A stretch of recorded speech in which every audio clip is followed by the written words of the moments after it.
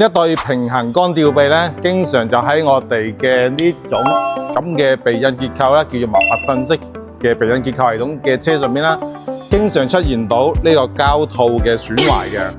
咁呢個膠套爛咗有咩影響啊？佢會將入邊嘅潤滑油咧全部流晒咗之後咧，行起身車會各咁樣異響嘅喎。更嚴重嘅話，如果呢個球頭磨損特別嚴重咧，成個會虛脫甩咗出嚟嘅。呢條平衡杆吊臂已經成為咗日常嘅易選件啦，所以佢個配件種類都多種多樣嘅喎。